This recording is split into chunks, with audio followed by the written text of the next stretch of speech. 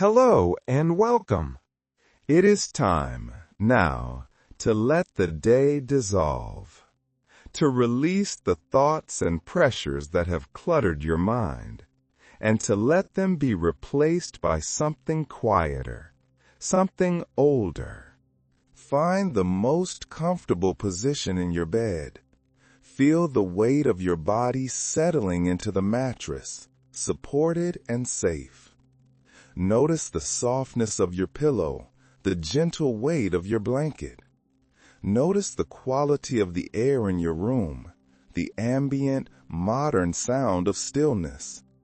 This is your space, a space of warmth, of security, of profound comfort. There is nothing required of you here, except to breathe and to listen. Tonight, our story is not one of great battles or fallen empires or the grand theater of history. It is a story of quiet endurance, a story of small moments strung together in the darkest, coldest part of the year. We are going to drift back, far back, to a time when warmth was not a given, when it was not a utility, but a treasure. We are going to imagine ourselves on a small wooden ship, a brigantine, moving cautiously through the black northern seas. But you are not in danger. You are merely an observer, floating gently through a memory. We are not here to feel the shock of the cold, but rather to understand the texture of it, to listen to its sound, and to witness the small human rituals used to keep it at bay. Our journey tonight is one of sensory history. We will feel the rough wool stiff with salt. We will smell the faint, smoky oil of a weak lantern in a cramped galley. We will hear the steady, rhythmic scrape of iron on frost-covered wood. There is no need to follow every word. There is no need to hold on to the narrative. This story is simply a gentle, flowing river of detail, designed to carry your mind away to a place of deep, simple focus, a place where the world shrinks to the sound of breath and timber and water. The men on this ship are not heroes. They are simply survivors, wrapped in patchwork armor against an enemy that never sleeps. And their struggle is a quiet one, a matter of physics, of shared body heat, of finding warmth in a hot stone carried against the chest. So let your own warmth be your anchor. Feel the comfort of your bed, and let that feeling of security be the vessel that carries you into our story. We are drifting now, away from the familiar. The lights of the modern world are fading behind us, and ahead there is only the darkness of the old Atlantic, the sound of a ship groaning softly in the cold, and the hiss of a breath ghosting away into the black night. You are safe, you are warm, and you are ready to listen. You are standing on a wooden deck. The first thing you notice is not the sight, for there is almost none, only a profound, starless black. The first thing you notice is the feeling of the planks beneath your feet. You are barefoot, and the wood is glazed with a thin, brittle layer of frost that crackles almost imperceptibly with your weight. The cold is immediate. It doesn't just touch your skin, it presses against it, a solid physical weight. You can feel it in the soles of your feet, a sharp, crystalline sting that slowly gives way to a dull, spreading numbness. You breathe in. The air is sharp. It feels as if it has edges, as if you are inhaling powdered glass. And when you exhale, your breath ghosts away from you. It doesn't just vanish. It forms a thick, white cloud that lingers in the air for a moment, a small, fleeting proof that you exist before the night wind pulls it apart. You are on a ship. You can feel the slow, deep rhythm of its movement, a gentle, heavy roll that speaks of deep water far below. The ship is not just a vessel. It is a living thing, and it is cold. Every plank is stiff. Every rope is strung tight, humming a low, tuneless note in the wind, like the strings of some cruel, forgotten instrument. And the sounds are what define the darkness. The ship creaks, but it is not the creak of a summer voyage. It is a stiff, groaning sound.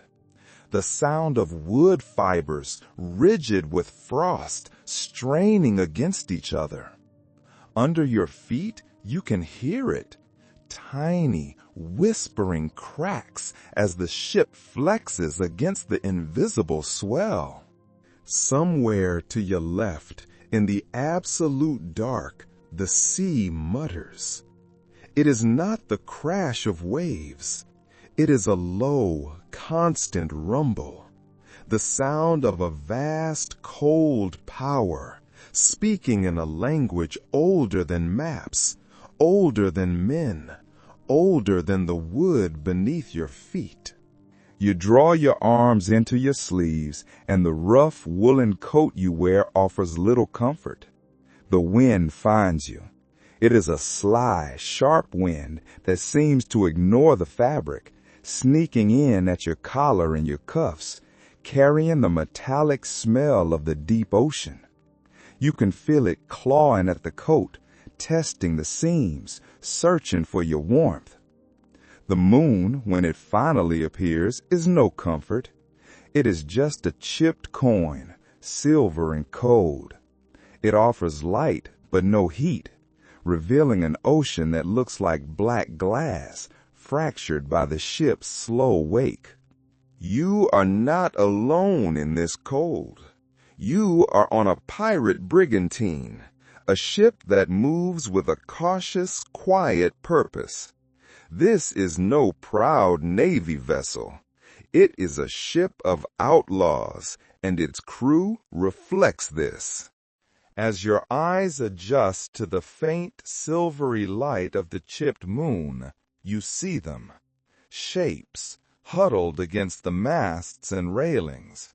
Men moving slowly, their bodies stiff from the cold, their movements economical, wasting no energy. They are half frozen, and perhaps half drunk. You observe the captain. He stands near the helm, a dark silhouette. His nose is reddened by the cold and the wind. His men curse quietly as they work. Their words are not loud or angry. They are tired, resigned. And each word turns into a tiny cloud of mist, a small offering of defiance that is immediately stolen by the wind. No one complains aloud. An old superstition holds that the sea is always listening. And the sea, they believe, has a deep and terrible love of irony. To speak of the cold is to invite it deeper into your bones. To complain of the dark is to ensure the sun never rises. So they work in this shuffling, rhythmic quiet. You are sailing north into the Baltic, or perhaps along the Arctic routes. It is the 14th century, or perhaps the 15th. The exact year is meaningless. Time is measured only in degrees of cold. You are here for the same reason all men venture into the unforgiving north: treasure. You are chasing trade ships heavy with the riches of the cold, furs, amber, and silver. You are outlaws, but you are also accidental explorers. You are mapping waters so cold that, as you've just witnessed, breath can freeze in mid-air. Historians, centuries from now, will sit in warm, well-lit rooms and argue over the distinctions. They will debate whether these northern pirates were true sea bandits or just desperate merchants with a flexible, pragmatic sense of ethics.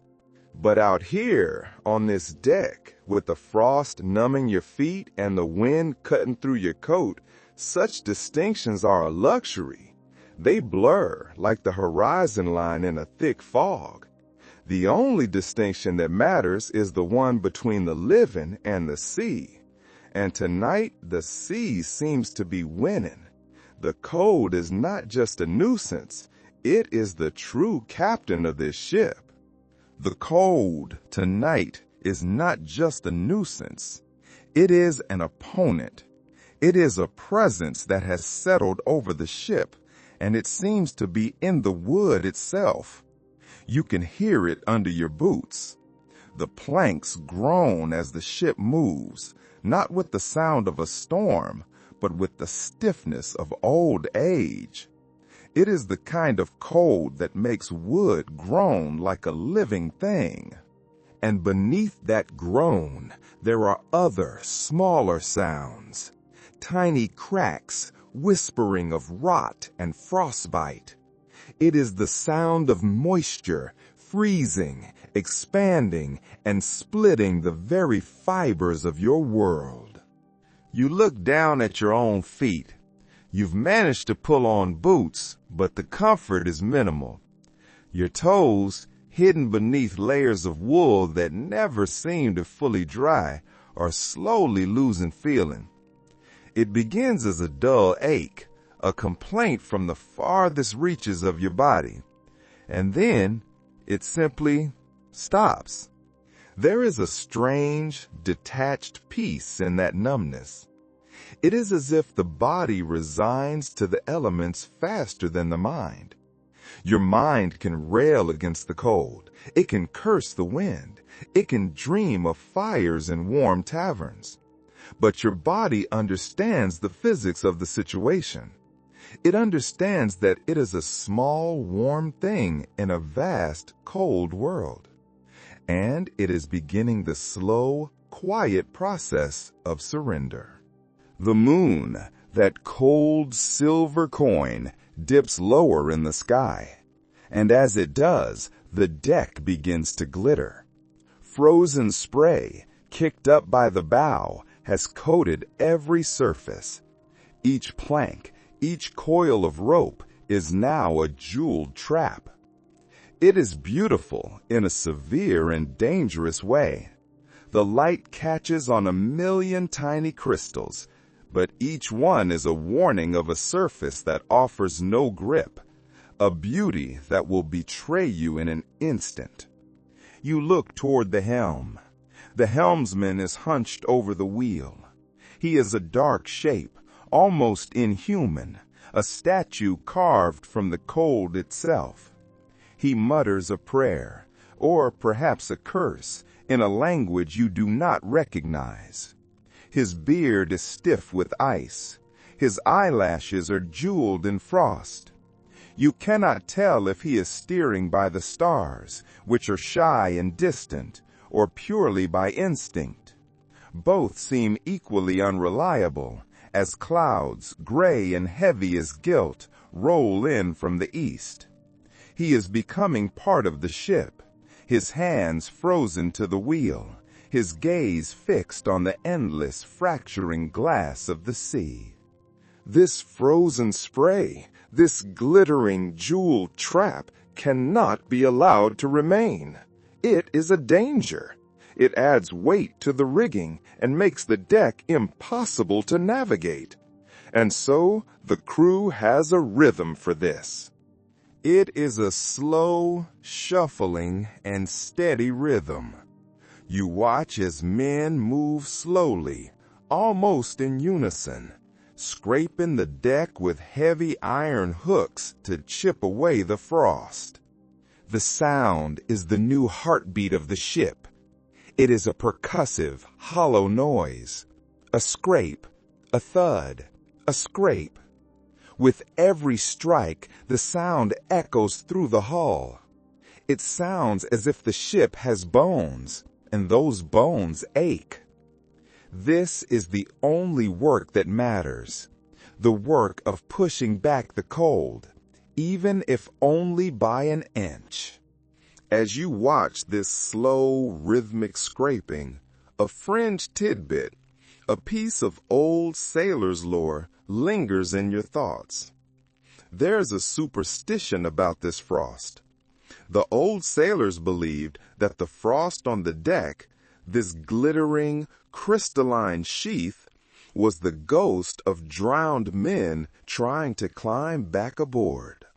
They believed the sea was sending its dead to reclaim the ship, one frozen particle at a time. The rime on the rigging, the ice on the rails, it was the grip of men who had lost their turn, trying to pull themselves back into the world of the living. And so, the work of scraping the deck is not just maintenance, it is an exorcism. The tradition, you recall, is that every morning before the sun rose, the youngest cabin boy was sent out first. He was sent to brush the ice away, and as he worked, he was to mutter a phrase that was half prayer and half insult. You can almost hear his thin, shivering voice in the dark. "Off with you, old bones! You've had your turn." A dismissal of the dead, a way to give courage to the living. A small, necessary ritual to make the endless cold work bearable. You glance down at the glittering deck yourself, at the places the hooks have not yet touched, and in the dim, cold moonlight, you half expect to see them, pale handprints forming in the frost. The power of belief is strong out here. In the absence of warmth, superstition must provide its own. You grip the railing, feeling the rough salt crust under your palms, and you feel your own breath fog the metal. It is, for a moment, a satisfying proof that you still exist. You must have slept, though it felt more like a surrender. You wake to the sound of a rope snapping somewhere above you. It cracks like a whip, a sharp, sudden violence in the cold quiet. For a heartbeat, you forget where you are. You are in a warm bed, in a quiet room, in a life you once knew. And then, the cold reminds you. Your back aches, a deep, dull complaint from the hardness of the deck's planks. You were sleeping on the wood itself. Your breath has turned into a mist so thick it feels like you could scoop it up in your hands. You pull your coat tighter. The coat itself is a lesson in survival. It is heavy, stiff, and smells of smoke, salt, and old blood. The fabric is rigid, frozen in patches from saltwater spray. But it is all you have. You glance down at yourself, at the strange collection of garments layered across your body. Nothing matches, nothing fits, but every single scrap has a story. Around you, the other pirates are stirring, moving stiffly like men made of wood. They are wrapped in their own patchwork armor. You see layers of stolen cloth. You see faded silks taken from captured merchant ships, now layered beneath rough wool for insulation. You see pieces of fur ripped from some unlucky fox or rat tied around a man's throat. One man wears a woman's shawl under his coat. It was bright red once, perhaps, but now it is a dull, stained brown. Another has tied scraps of sailcloth around his knees, a desperate attempt to block the wind. You remember the historical fact, in the 15th century, most pirate crews had no uniform. They were scavengers. They wore what they could take or what they could trade. In the freezing north, this meant they stole not only gold and rum, but also wool and felt from ships bound for colder ports. This patchwork of desperation, this collection of stolen, mismatched stories has become their identity. There is no vanity here. Pride is a luxury for the warm. Here, nothing is wasted, not even dignity. You run a hand over the sleeve of your own coat. Beneath the rough, damp wool, you can feel something rougher and heavier. It is animal hide, stiff with grease. You remember the trick an older sailor told you in a tavern that now feels a lifetime away. Rub the hides with tallow. Tallow, the same animal fat used for lamps and cheap candles. It is a slow, filthy process. The grease works its way into your skin, under your nails, but it keeps out the water, and to a small degree, it keeps out the wind. The trade-off is the smell. You smell like a candle that has been left too close to the fire. A faint, rancid, smoky odor that clings to everyone. It is the perfume of survival. You shift your feet and you hear the crunch of frost under your boots. One man nearby curses, a low, soft sound, as he tries to pull on his frozen gloves. The sound of fabric tearing follows. No one laughs. Everyone knows the rule. Anything that breaks stays broken until the next raid, and no one wants to freeze before then. A curious historical fact drifts through your mind. You recall reading that Arctic traders in the medieval North, men who knew this cold intimately, sometimes lined their tunics with dried seaweed. It seems absurd, but the seaweed trapped warmth, and, crucially, it stayed light even when damp. There is no record of pirates doing the same. But you look at the desperate, ingenious patchwork on the men around you, and you wonder if some desperate soul ever tried it. Historians, still argue whether these survival tricks spread through trade or through theft. You suspect it was both. You reach into a nearby crate and pull out a ragged scarf. It smells of smoke and mildew, but it is soft. You wrap it around your neck, tucking the edges deep into your coat. The warmth is immediate. It is small, but it is precious. There is a strange comfort in these little acts of survival, these small rituals of dressing against death. Another rumor whispers in your mind. An old tale that pirates in these northern waters would sew bits of parchment into their coats. Parchment containing psalms or charms or half-remembered words of power. The ink would fade, the words would blur, but it was believed that God or luck or the ghost of the sea would recognize the effort. No one knows if it worked, but perhaps just believing it did was enough to make the nights bearable. The cold eventually drives you to seek its opposite. You drag yourself toward the galley, hoping for warmth, even if it is only the illusion of it. You descend the ladder into the belly of the ship. The air changes instantly. It becomes thick, heavy, and filled with smoke from an oil lamp that burns weakly in the gloom. The flames are small and blue, fighting for life. A few men are already here, hovering around the lamp like moths, their faces illuminated in the sickly light. They are afraid of getting too close, of catching a spark. The cook, a large, slow-moving man, is muttering as he stirs something in a pot, something that smells of salt and despair. There is a fundamental rule on a wooden ship, a rule that is absolute. Fire is forbidden on deck. Everyone knows this rule. It is the first rule of the sea.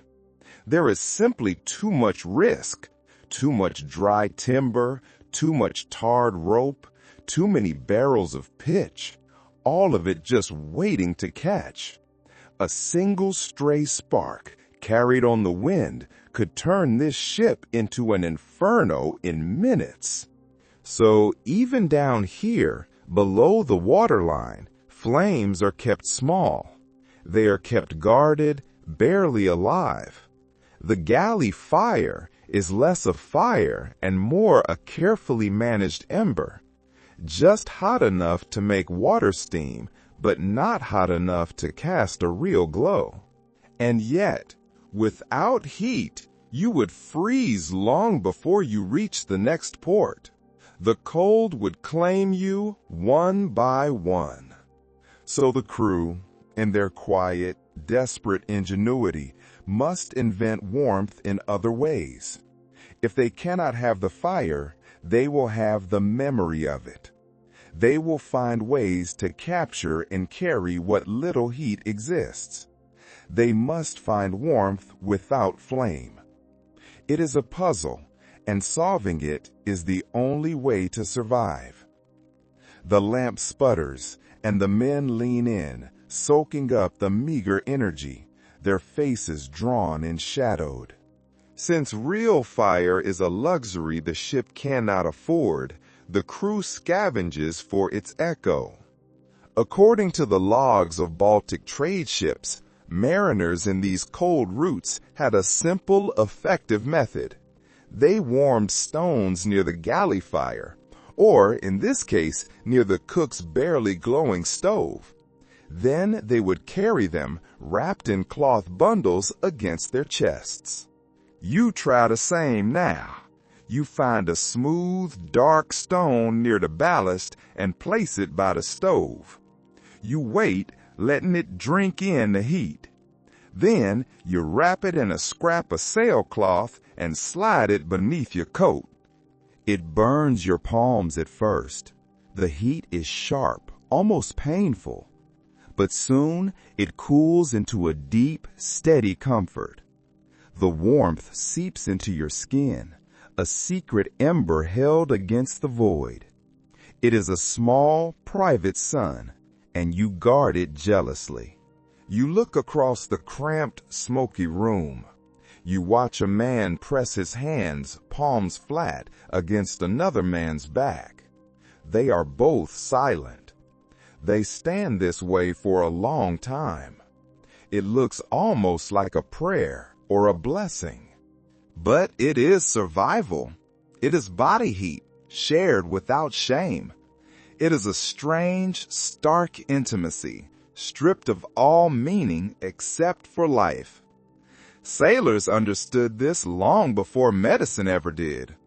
Warmth is a currency, and out here, hoarding it can kill you. You must share it to keep it. You huddle with the others, shoulders touching, knees drawn up.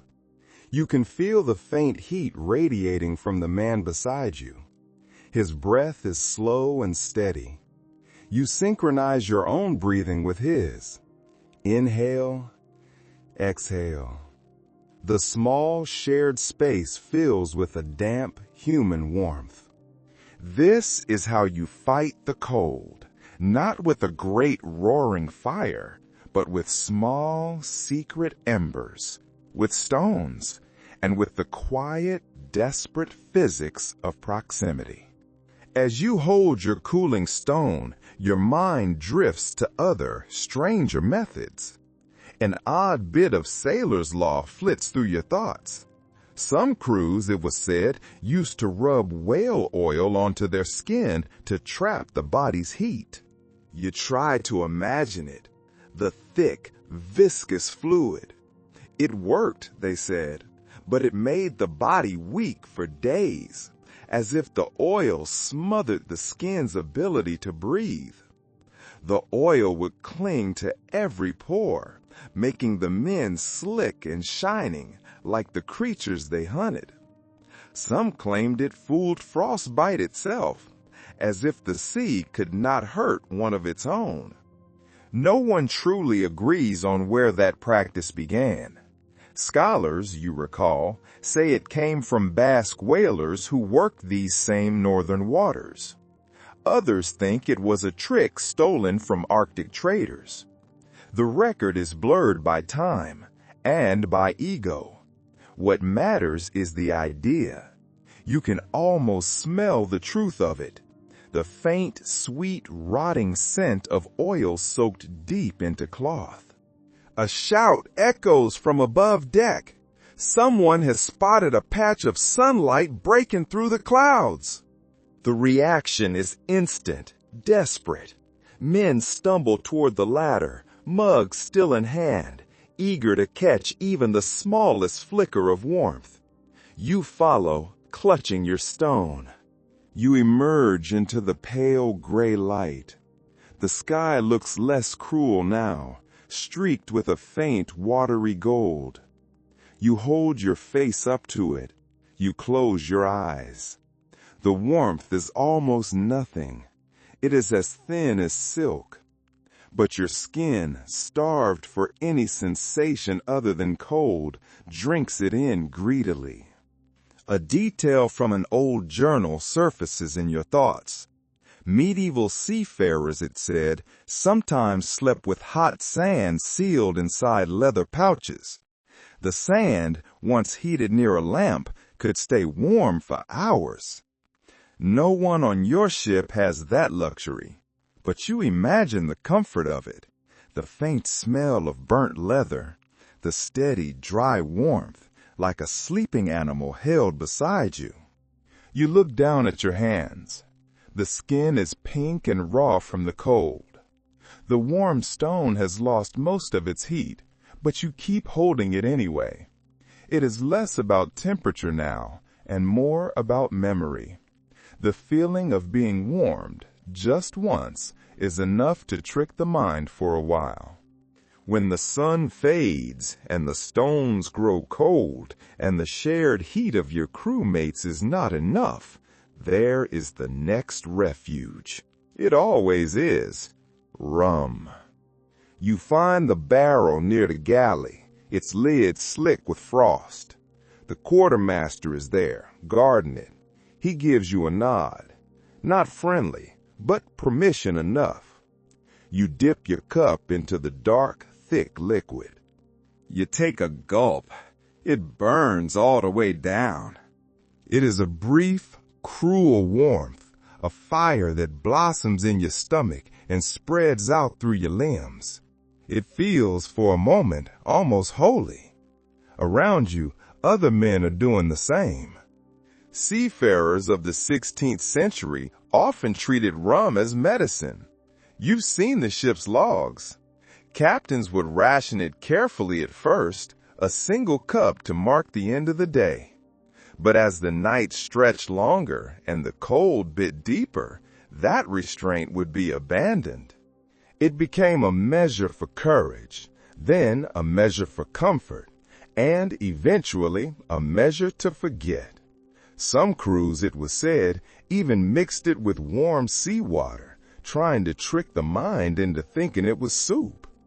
The first sip floods your body with fire. You shiver, not from the cold, but from the shock of it. The warmth climbs your throat, it blooms behind your eyes, and it makes the world tilt just slightly into a softer, more manageable shape. For a few heartbeats, you feel untouchable. A sailor beside you wipes his mouth with the back of his hand. Drinks like fire, he says. His lips are cracked. His nose is bleeding faintly from the dry, cold air. You both laugh anyway. The sound is thin and foolish, but it feels like rebellion. It keeps the dark from growing larger. This liquid fire is your shield. It is the only warmth you can create for yourselves, the only heat that is entirely your own. But the trick of rum, the secret that every sailor knows, is that it never truly warms. It only convinces you that it does. It is a false fire. It opens the pores. It draws the blood to the surface of the skin, making you feel warm, while in reality, it is stealing your body's core heat faster than the wind. Old maritime accounts mention something peculiar. Sailors believed this strong drink could chase away the spirits that brought frostbite. They called it the demon sweat, the only thing wicked enough to drive the colder demons out. It was an idea half born of science and half of magic. But at sea, the two are never far apart. You remember a story told last night of a pirate ship caught in the ice near Norway. The crew too drunk to feel their toes freeze. By morning, 3 men were gone. Their faces were peaceful, like statues. The captain, in a fit of piety, ordered their rum ration poured overboard as tribute. But by evening, someone had fished the barrel back out. No one wastes comfort, not even for ghosts. Your head hums now, pleasantly heavy. You watch the men around you turn red-faced and loud. Some begin to sing, some curse, some simply stare into the darkness, their eyes wide. Then comes the quiet part, the aftermath. The illusion fades, the fire in your blood cools, and you are left hollow. Your insides feel colder for having remembered what heat felt like. Your hands begin to shake. Your breath feels colder than before. You recall something you once saw in an old sailor's diary, the ink fading on the brittle page. It said, "Rum keeps a man from feeling a storm, but it never stops the storm from feeling him." A grim, perfect piece of wisdom. No one knows who wrote it, but the truth of it is obvious.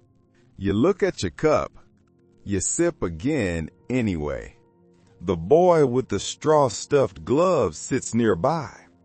"You ever think it's worth it?" he asks quietly. "Worth the sea," he says. "The cold, the hunger, the ghosts." You take another drink, the rum burning your cracked lips. You look at the black, endless water. "Only when it tries to kill you," you say. He nods, as if that makes perfect sense. When the rum's false warmth is faded and the night deepens, the only thing left is to find a place to rest. Sleep out here is not a luxury. It is a risk. To sleep too deeply is to invite the cold to settle in your bones. The wind howls, low and constant. You move carefully along the deck, one hand on the railing, which is slick with a fresh layer of frost. You stop beside one of the ship's cannons. Its barrel glistens with a thin sheet of ice. Someone, you notice, has tied a scrap of wool around its base. A futile, almost tender gesture against the chill. But you remember why. The cannons. The heavy, black iron. They hold warmth longer than the air. They drink in the meager heat of the day, and they give it back at night, slow and steady. Iron remembers fire. Logs from Tudor-era privateers described this very practice. Sailors sleeping between the guns, huddled in the narrow, protected space where the iron carriage met the timber of the hull. The massive metal still held traces of warmth, and the thick walls of the ship blocked the wind. It was not comfort, but it was survival. You settle beside one now, pressing your back against the barrel. The cold of the iron shocks you at first. It bites through your coat. But then, slowly, it dulls into something tolerable. You are no longer losing heat to the air. You are in equilibrium with the iron. The boy from before, the one with the straw gloves, crawls into the same space beside you. He pulls his coat tight around his knees. "Mind if I borrow your cannon?" he asks, his voice trembling slightly. You grin, though your face feels stiff. "Be my guest." He leans close. The heat from his small body is faint, but it is real. The two of you breathe in rhythm, slow and steady, your combined breath forming a small shared cloud in the dark. In a rare note from a captured Dutch ship, one officer described with a kind of horrified awe how pirates turned sleeping into an art. Crews rotated the spots by the cannons, sharing what little warmth remained. Those who slept near the center of the ship, near the galley, were envied. Those by the open hatches often woke stiff, their lips blue. The officer called it a democracy of frost, where equality was measured by who shivered least. You feel that democracy now, sharing this small, cold space. The iron at your back seems to hum. It does remember fire, and you think maybe the cold cannot erase everything. The boy yawns, and his breath curls upward like smoke. "You think we'll see land soon?" he asks.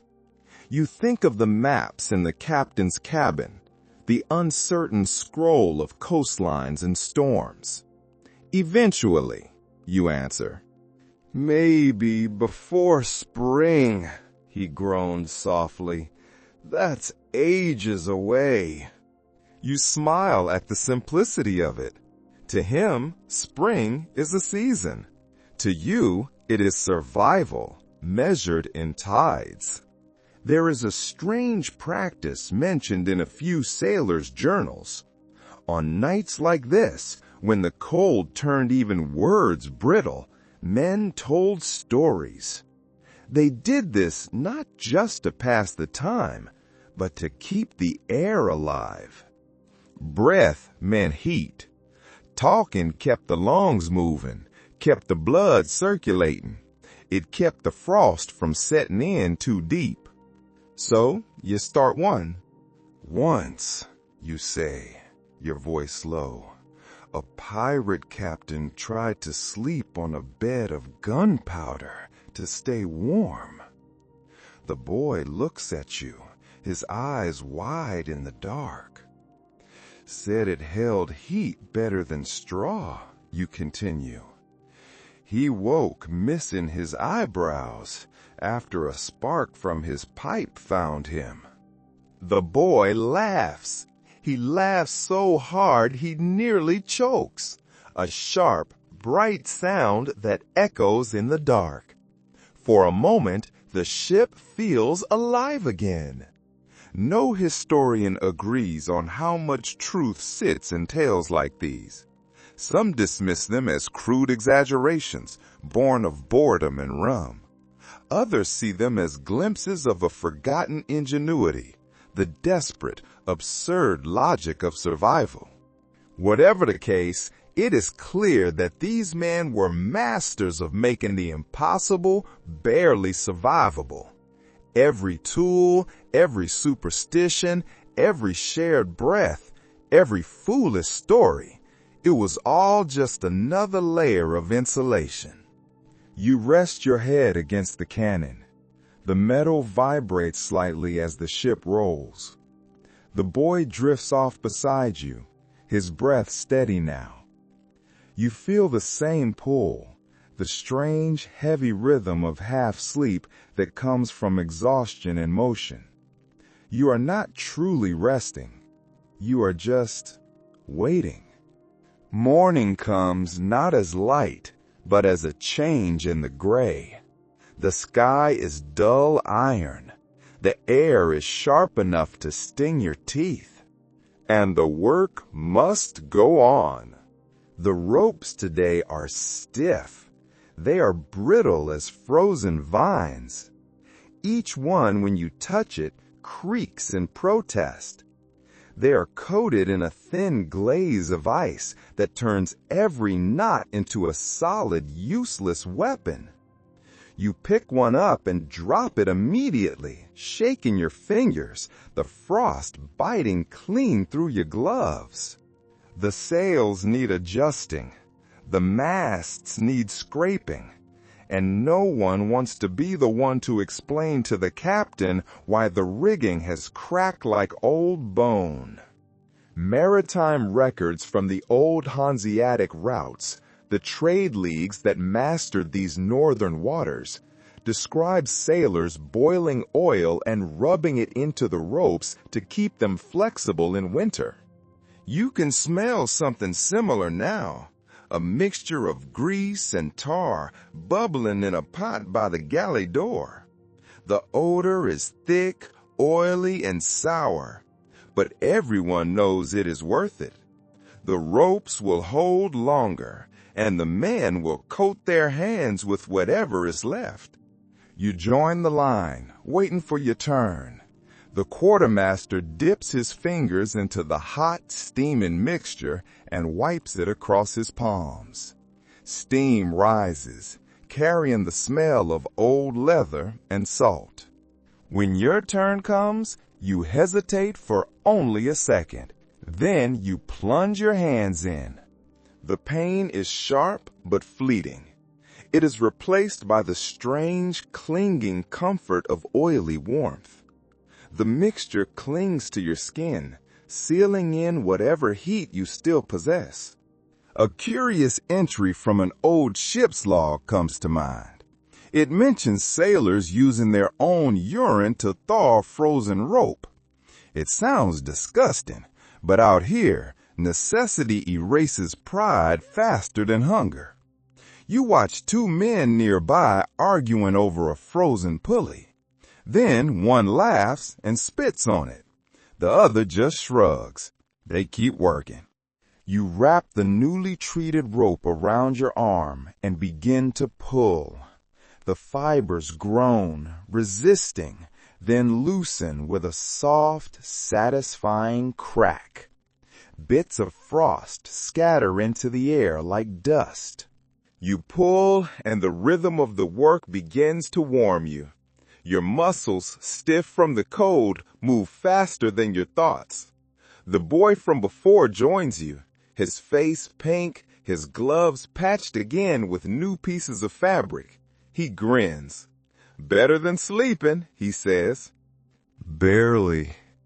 Together, you haul a length of rigging toward the mast, your boots sliding on the slick, greasy deck. The wind whips at your coat, tugging it open. You taste salt and ice on your lips. An account from a Venetian chronicler noted that sailors often sang while handling frozen rigging.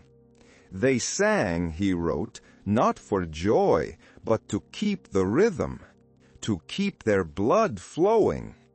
You hear the same thing here, a low humming, occasional bursts of laughter, sharp as cracking ice. Curses that sound almost musical in their repetition. The ship becomes a choir of exhaustion and defiance. The boy's hands start to tremble halfway through the task. "They're going numb," he mutters. "Keep moving," you tell him. "That's all there is." The older sailor beside you, the one who spoke of iron remembering fire, nods in agreement. "Never stop," he says, his voice rough as gravel. "You stop, you freeze." It is the simplest, most profound wisdom of the North. The body that moves stays alive. The one that rests too long becomes part of the ship. Researchers, centuries from now, will theorize that sailors in colder regions rubbed animal fat directly onto their hands to prevent frostbite. You look down at your own hands, slick and shining from the tar oil. They smell terrible, but you can still bend your fingers. You can still feel the faint burn of blood beneath the skin. That is enough. A sudden, violent gust tears through the sails above. The sound is sharp. You duck instinctively, squinting against the sting of flying frost. The ropes pull tight. The deck vibrates. You steady yourself, breathing in air that cuts your throat, and you pull again. The work on the rigging was a warning. By the time the next storm finds you, the sky has already lost its shape. The clouds roll in low and fast, as though the world itself is being dragged forward by invisible chains. The wind arrives first. It is sharp and insistent, rattling every loose nail and flapping every thread of sailcloth. Then comes the rain. But it is not rain. It is a cold rain that freezes the moment it lands.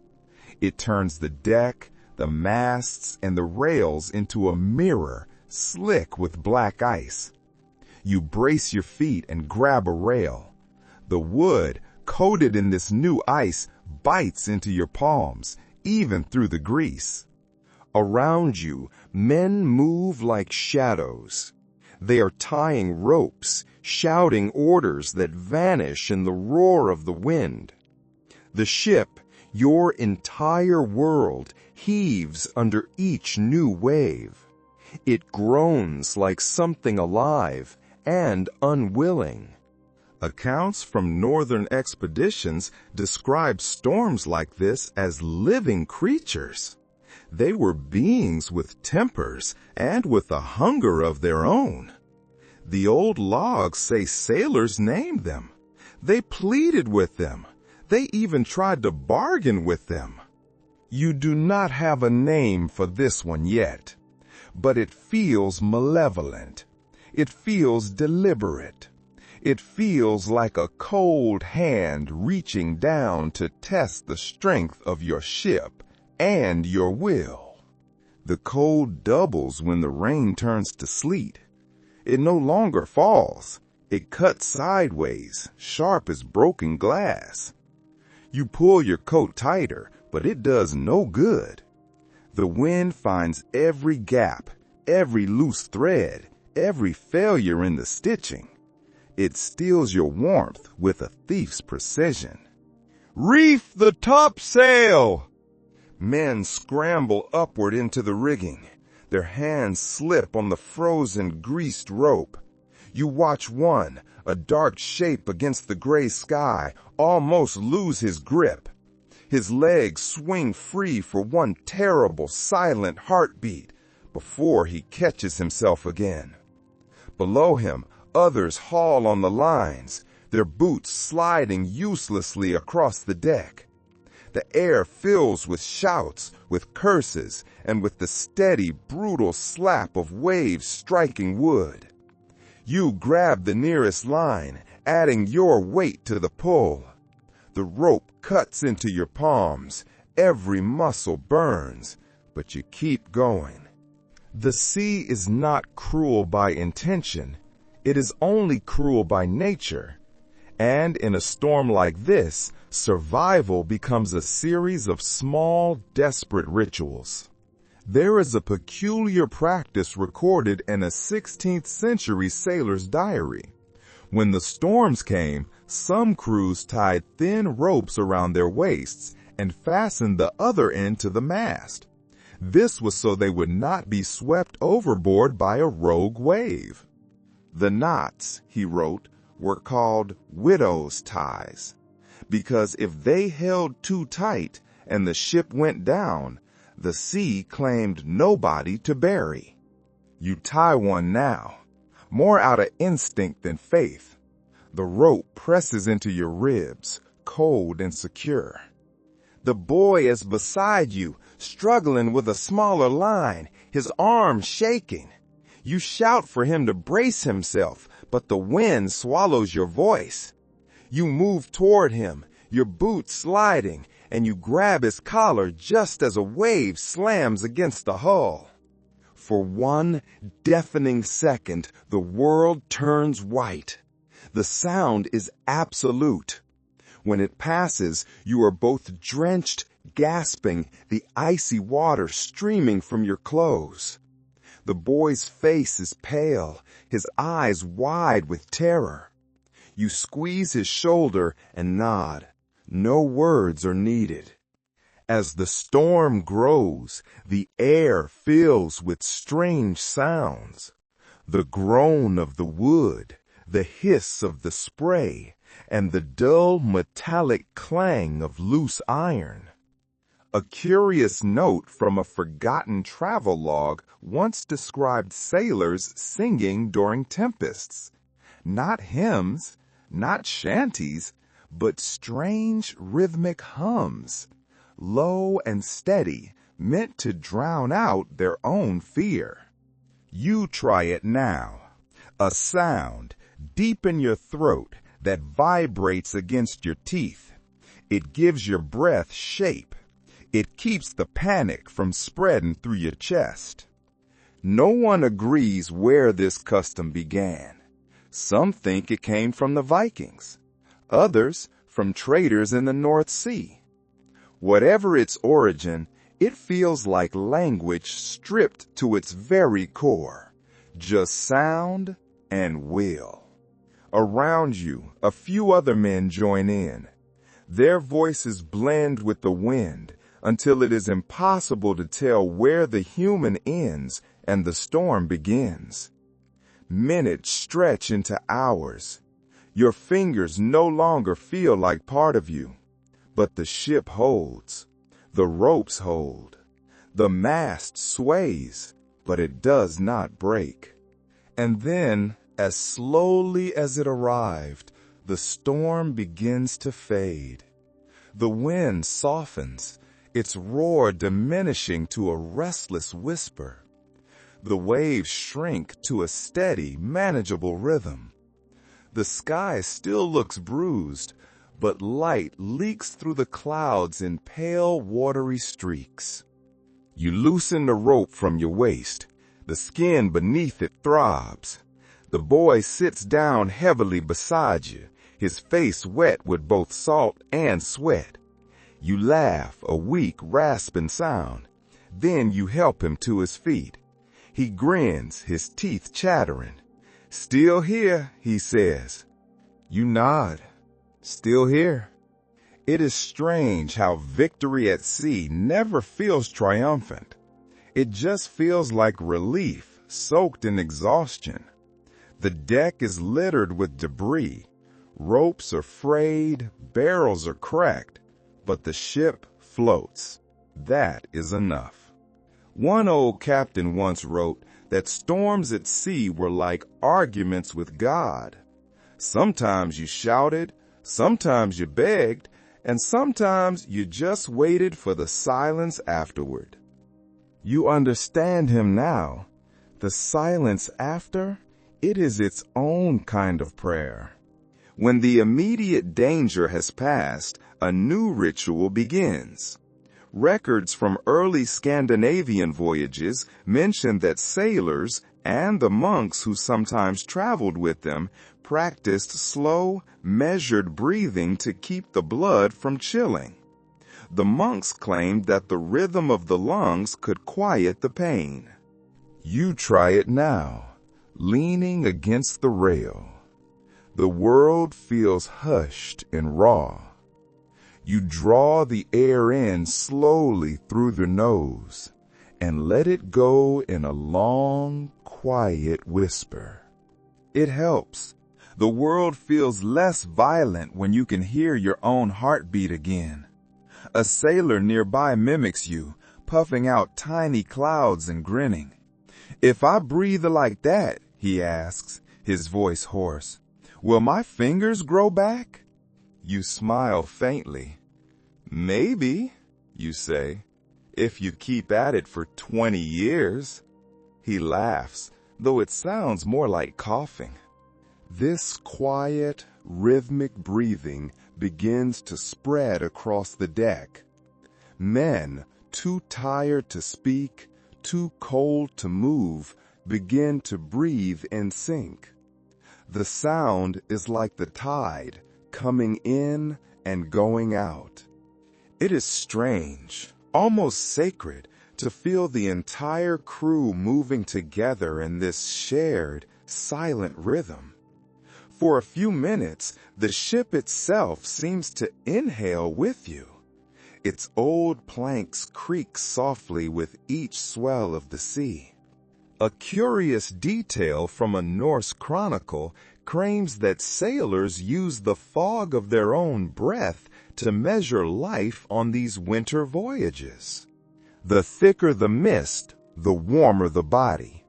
When a man's breath faded, when it became too thin, it was time to move. It was time to work, to rub your limbs, to prove to the sea that you were still awake. You watch your own mist rise now. It is white and steady. It is proof that your heart has not surrendered. Someone, somewhere on the deck, begins to hum. A slow, quiet tune. You recognize it from the night before. A melody that is half lament, half lullaby. It carries easily in the cold, still air. Soft but unbroken. The sound mingles with the breathing, creating a rhythm that feels both human and eternal. The boy sits nearby, his legs pulled up under his coat. He watches the fog drift above the rail. "Looks like ghosts leaving," he says. You nod. Maybe they are, the ones that didn't make it. He doesn't flinch at that. The sea teaches its truths early. A peculiar superstition comes to you from an old sailor story. He claimed that if a man could see his breath and count it 300 times without stopping, he would live through any storm. No one believed him, of course, but many tried. You think of that now and you smile. Maybe every superstition is just an old survival trick wrapped in poetry. You keep breathing, counting quietly to yourself. 1, 2, 3. The air moves in and out. Your shoulders rise, your chest expands. The sea remains calm. For the first time in days, the horizon looks almost gentle. The calm, however, never lasts long at sea. By the time twilight bleeds across the horizon, the cold has crept back with a quiet, new authority. But tonight, something else catches your attention. A faint, crackling sound coming from below deck, from the hold. You make your way down the narrow, slick ladder. The air grows thick as you descend, heavy with the smell of damp timber and old, musty grain. It is dark enough that you must feel your way forward, one hand brushing against the rough, cold walls of the hull. The noise grows louder. It is the faint, brittle popping of ice. You find it near the barrels of water and salted meat. The liquid inside the water barrels, your precious fresh water, has begun to freeze. The top of one barrel is split clean open, where the ice has expanded and shattered the wood. You stare at it, a cold, new dread settling in your stomach. No water means no survival. The sea may surround you, but not a drop of it is drinkable. A few of the older men are already there, their faces drawn and tired in the weak lamplight. "We'll have to melt it," one of them says. "But how?" Another shakes his head. "We can't light a fire down here." They all know the rule. Flames and ships are mortal enemies. You think back to something you once heard from an old fisherman. He said sailors trapped in ice used to hang their water barrels near the galley, close enough to catch the stray, radiant heat from the cooking fires, but not close enough to burn. You suggest it. The men glance at you, then nod slowly. It is worth trying. Together, you begin the slow, agonizing work of dragging the heavy barrels closer to the ladder into the center of the ship. The wood groans, and frozen slush spills over your boots. Your fingers ache from gripping the cold, rough staves. The work feels endless, but the thought of fresh, liquid water, it keeps you going. As you work in the dim, cramped hold, you notice a strange, sharp smell drifting from one of the storage crates. You lift the heavy lid. Inside, you find a pile of onions, each one wrapped in a delicate white layer of frost. Their dry, papery skins glisten like amber under the faint lamplight. You pick one up, it is as hard as a stone. Without thinking, you bite into it. The taste is sharp and, surprisingly, almost sweet. The cold seems to have concentrated its flavor. The cold makes everything taste like memory. In a forgotten travelogue, a sailor once wrote that eating raw onions helped fight both frostbite and scurvy. No one knows if it was true, but sailors, desperate for any advantage, believed in it with an almost religious devotion. You wonder how many desperate men tried the same trick, hoping to find warmth in flavor alone. The boy appears at the top of the ladder, rubbing his hands together. "Smells like the inside of a whale," he says, wrinkling his nose. "Better than smelling like the outside of one." He climbs down, peering at the frozen barrels. "Can't we just chip it out?" You shake your head. "We need it melted. The body freezes from the inside if you drink ice." He frowns, as if the sea has personally betrayed him.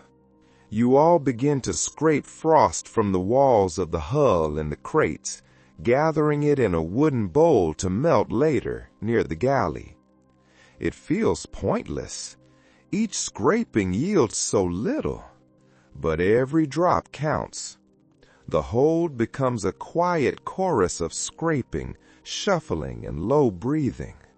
Someone finds a small patch of unfrozen water at the bottom of one of the barrels. It is dark and metallic looking, but it smells clean enough. You take turns sipping, passing a small ladle carefully. When it reaches you, the taste is faintly bitter, like copper and salt. Still, it feels alive. You swallow slowly, savoring each cold, precious drop. You press a piece of cloth dipped in the icy slush against your lips. It burns, then numbs. You close your eyes. Even pain has a kind of warmth if you pay attention. You wake the next morning to the sound of something cracking underfoot.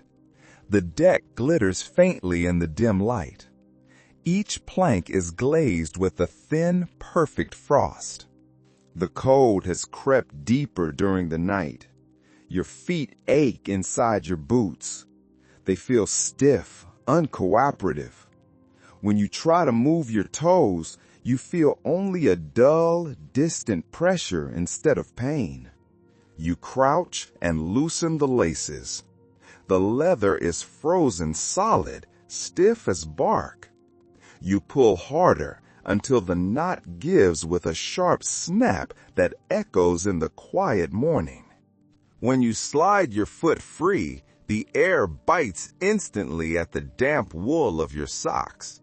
According to accounts from winter voyages in the 15th century, sailors often woke to find their shoes fused to the deck by ice. Some, it was written, kept knives beside their hammocks just to chip their boots loose before dawn.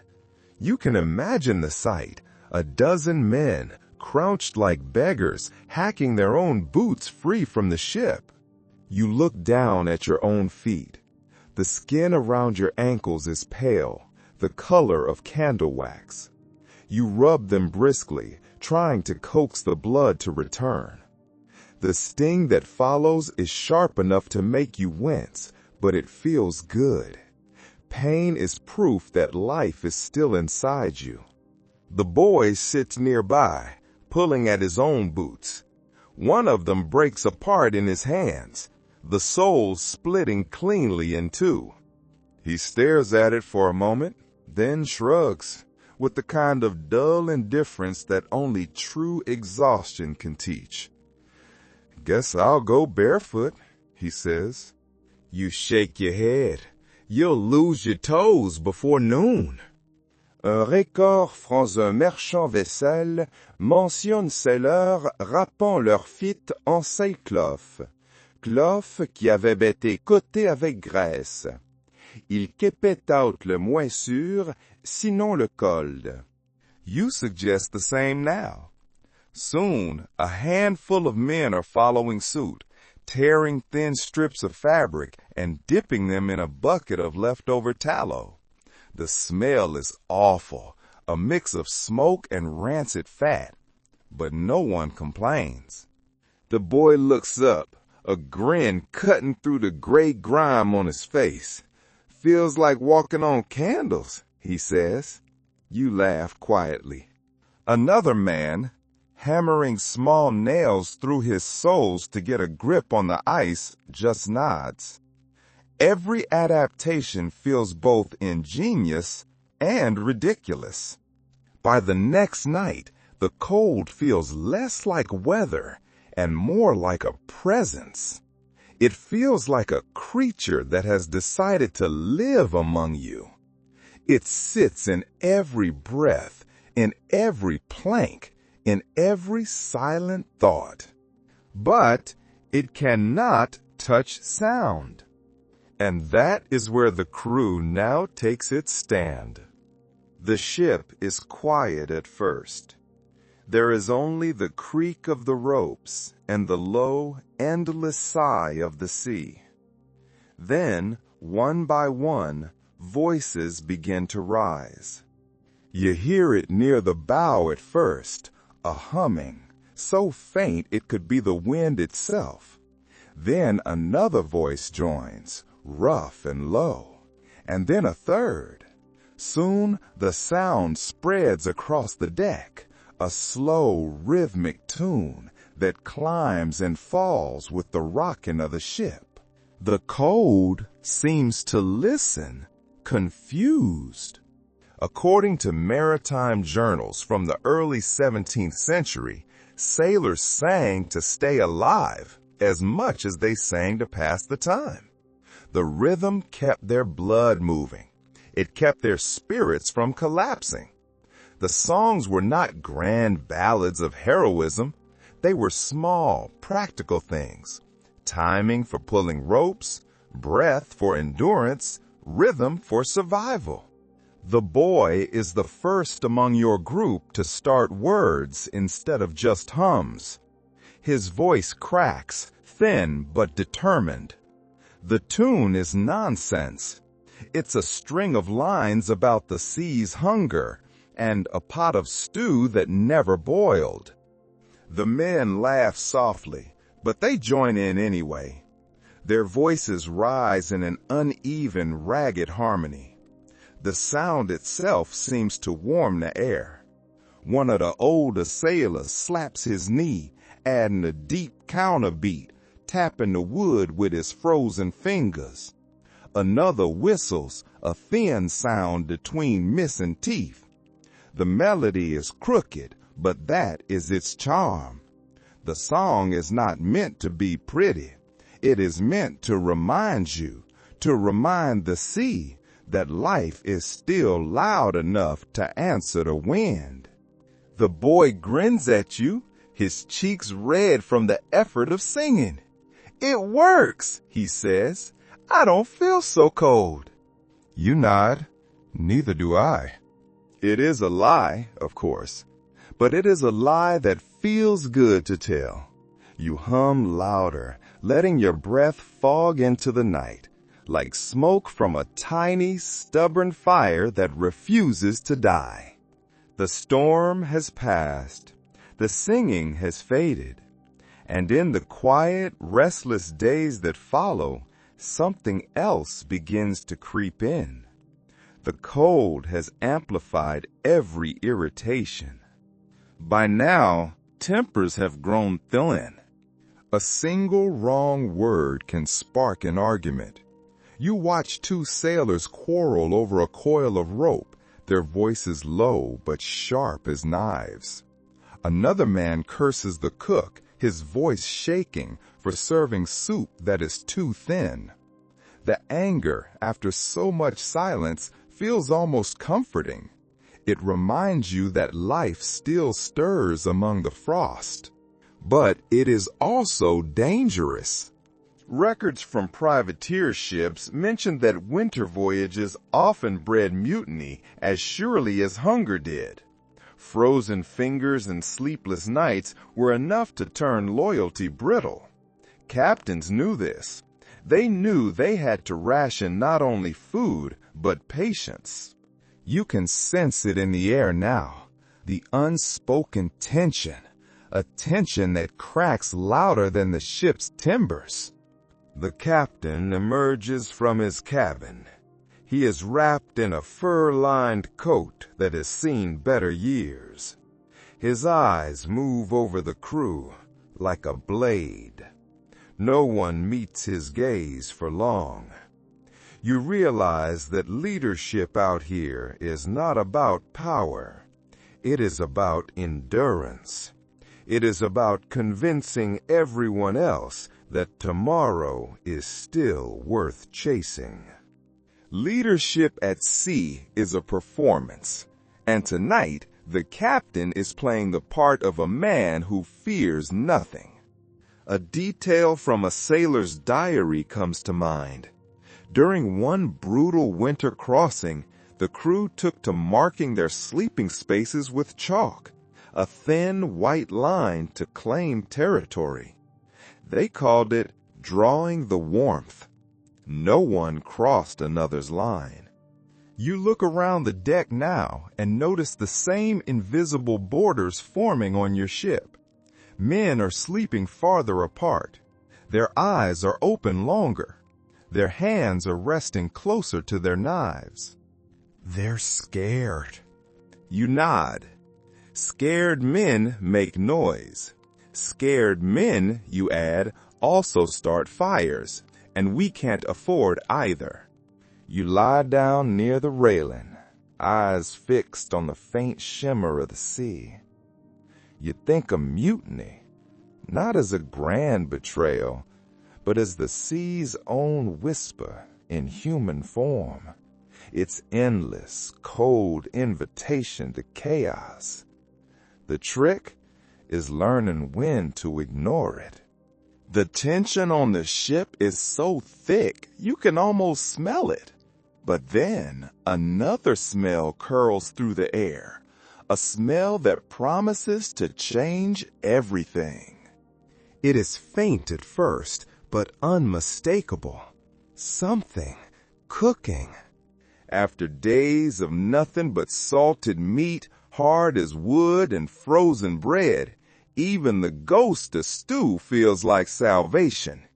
You follow the scent toward the galley, ducking beneath the low, frost-covered beams.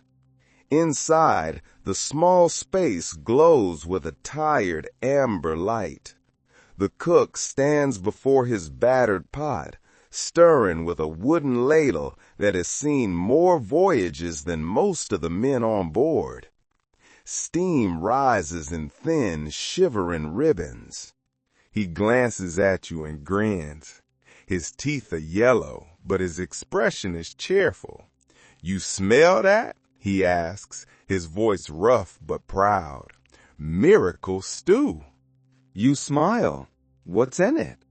He shrugs. "Everything that hasn't run away yet." In the journals from the era of Baltic privateers, ship's cooks were often credited with saving more lives than the captains. They were chemists of scarcity. They were magicians of leftovers. You watch this one work with a quiet reverence. Into the pot, he tosses small, precious bits of salted pork, a handful of dried peas, hard as shot, a strip of hardtack softened in water, and the single frosted onion you found in the hold. The mixture hisses as it hits the hot water, a sound like applause. The boy slips in behind you, his nose red, his eyes bright. "Does it have meat?" he whispers. The cook winks. "It has flavor, lad. That's more than most nights."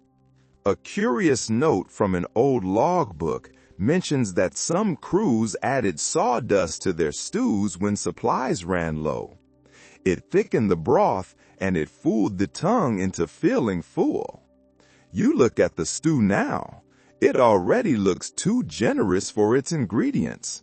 You decide not to ask. You take the first sip when he ladles it into your cup. It is thick and smoky, the kind of flavor that makes you close your eyes to taste it fully.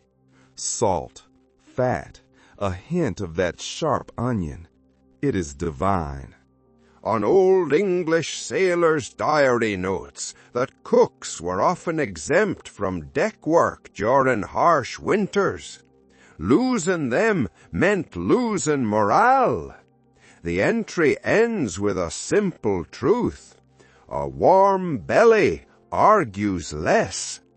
You understand that now. This is not just food.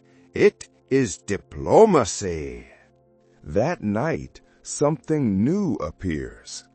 The sky has taken on a strange, ethereal light, a green shimmer that ripples across the northern horizon, like the slow breathing of some giant, sleeping creature beneath the sea. The crew gathers at the rail, necks craned, their faces washed in a ghostly, silent color. Even the captain steps out from his cabin, his breath hanging in the frozen air as he stares upward. The sight silences everyone. The glow bends and twists. Its movement is too slow to be wind, too alive to be cloud. You have never seen the heavens behave like this. It feels like watching the world remember something ancient. An account from a 15th century sailor, a man who had sailed these same waters, mentions sky fires appearing during northern voyages. He wrote that the lights were so bright they could read their maps by them. He called them the lanterns of lost souls.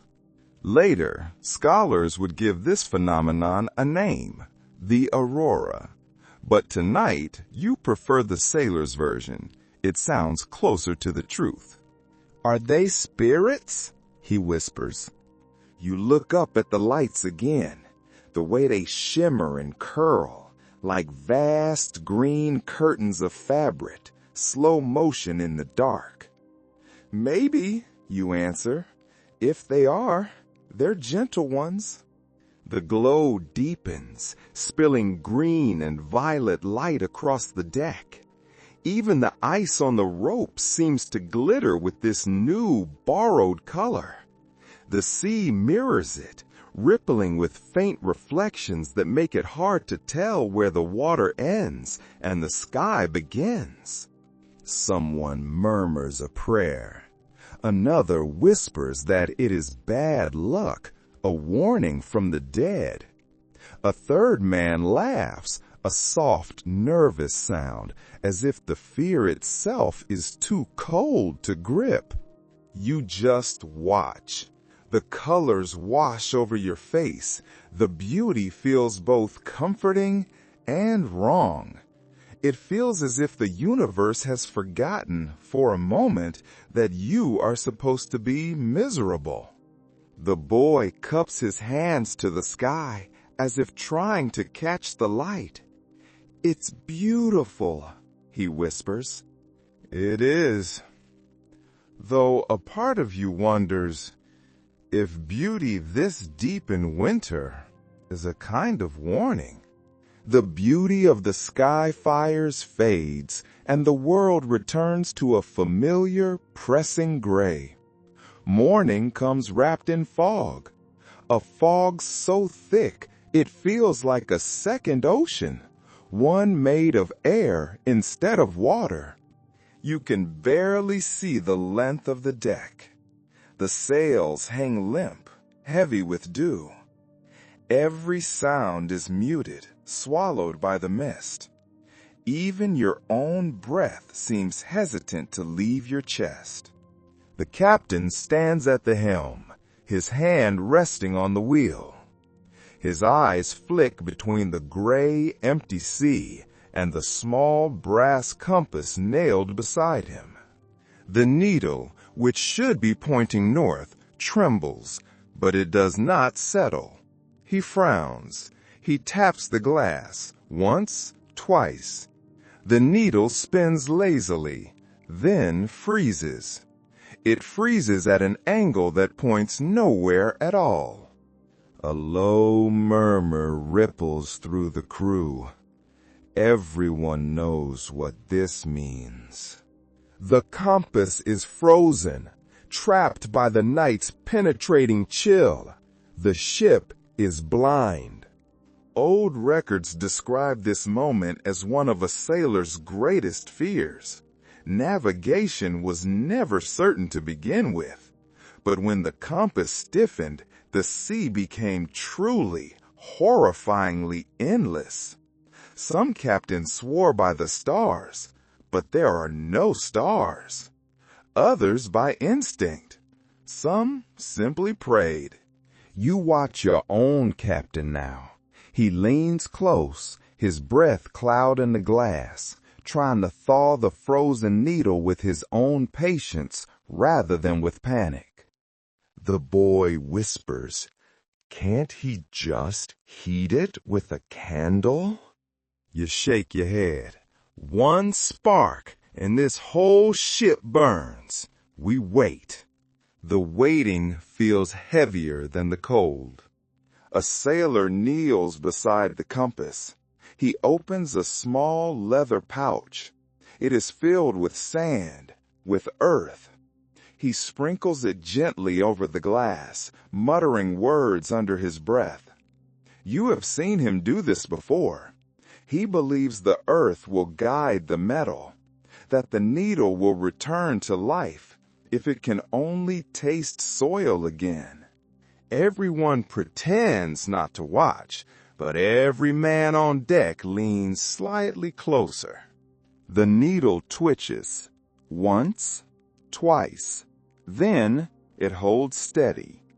A small cheer breaks out, thin and uncertain, but it is relief all the same.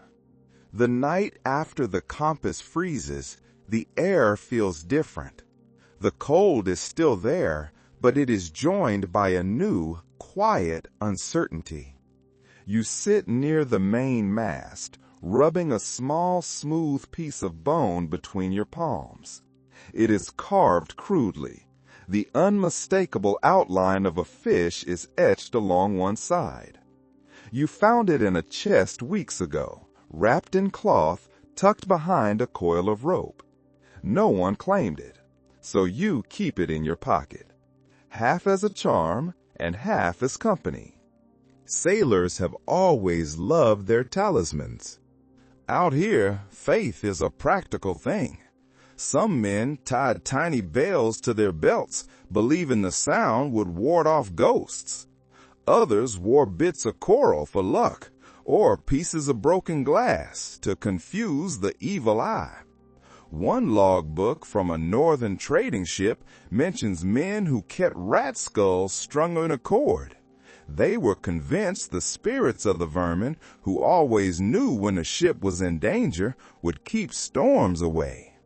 The boy sits beside you, blowing into his cupped hands. "You believe in charms?" he asks. You glance at him, then at the small, smooth bone in your hand. "I believe," you answer, "in anything that gives you a reason to keep breathing." He nods, satisfied with that. From below deck, someone starts muttering a prayer, low and rhythmic. The words drift up through the gaps in the planks, strange and beautiful in their repetition. The boy pulls a small, dark coin from his pocket, rubbing it with his thumb. "Got this from my mother," he says. "She said if I kept it warm, I'd always find my way home." You look at him for a long moment. Then, "Keep it warmer than your heart," you say softly. A strange superstition from an old Baltic cruise surfaces in your mind. They believed that the cold itself had a spirit, a creature of wind and silence that followed ships through the winter. They called it the Frost Mother. She was said to be kind to those who sang to her and cruel to those who mocked her. You think about her now. You wonder if she is out there, listening, gliding just beyond the reach of the lamplight. You place your carved bone beside the sleeping boy, a silent offering. "For luck," you whisper. The next morning arrives pale and brittle. The sun feels weak, its light falling flat, turning the frost to dull silver instead of melting it. You wake to the sound of quiet movement, the shuffle of boots, the creak of wood beneath cautious steps. Then you smell it, faint and metallic. Death has a scent all its own. You sit up. You see a small group gathered near the bow. No one is speaking loudly. The boy stands at the edge of the circle, his face pinched and still. You already know what has happened before you reach them. A sailor lies on the deck. He is wrapped in a piece of canvas, once used to cover the barrels. His eyes are closed. His skin is pale, almost translucent. Frost glitters along his beard like tiny, perfect jewels. For a while, no one moves. Death at sea is not a surprise. It is only an interruption. It arrives quietly, without drama, like another kind of weather. The captain approaches, his hands clasped behind his back. He looks at the body for a long time. Then he nods, once. "He goes with the tide," he says softly. Maritime records from the 15th century describe this ritual in detail. The body was sewn into canvas, usually with heavy weights at the feet, a final, practical kindness to keep it from returning to the surface. The cook steps forward, holding a large needle and heavy thread. He kneels beside the body and begins to stitch the canvas closed. His hands shake, though not from the cold. Each puncture of the thick fabric makes a soft, popping sound, a rhythm that fills the silence. A curious, grim tradition is mentioned in one old sailor's journal. The final stitch was always made through the man's nose. It was said to ensure, to be absolutely certain, that the man was truly gone and not merely in a deep, cold sleep. You watch as the cook makes that last, careful motion. No one flinches. Ritual is a shield against thinking too much. When it is done, the men lift the body and carry it to the rail. The captain pours a measure of rum over the canvas, murmuring words too low to catch. Then he nods. Let him rest. They tilt the body. It slides over the side with a quiet, heavy splash. The sea swallows him without protest. There is no echo, no ripple left behind. The boy remains at the rail, staring into the water. He turns to you. Then who remembers him? We do, you say finally, until someone remembers us. The next morning, the world has changed. The lookout calls out, his voice cracked. There is a faint line of dark shapes emerging from the mist ahead. The captain leans over the rail. Ice ports, he mutters. The words carry both relief and caution. You follow his gaze. You see a narrow inlet lined with snow-covered rocks. Beyond it, a handful of wooden buildings huddle together like small, shaggy animals keeping each other warm. Weak smoke curls from their chimneys. The sight of firelight, even from this distance, feels like a promise of life. The ship anchors near the shore, the sound of ice grinding along the hull making you wince. A small boat is lowered. The boy jumps in before anyone can stop him. You climb down after them, the oars stiff with frost. The water near the shore is half ice, half slush. The air smells cleaner here, sharp with pine and distant smoke. As you near the dock, a figure steps out from one of the huts. A man in a heavy fur coat waves lazily. Inside the largest hut, the air is warm. It is thick with the scent of burning peat. The villagers move slowly, wrapped in furs. They offer bowls of a hot, steaming liquid that smells of herbs and fish. You drink it cautiously. It tastes strange, but good. According to a letter from a Hanseatic trader, these winter ports often mixed their hospitality with calculation. They would measure each visitor's weakness as carefully as they measured silver. You can feel the weight of their eyes now.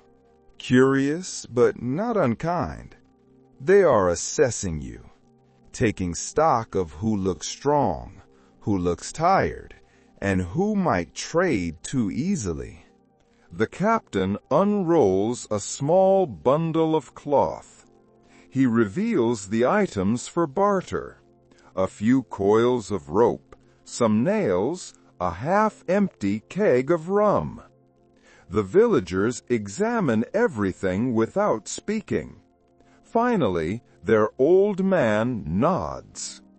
Two women appear, carrying baskets filled with dark, heavy bread and dried fish.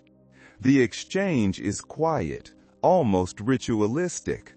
The boy chews his bread greedily, his eyes bright. "It's soft," he says, his voice full of astonishment. You take a piece. The warmth spreads through your chest.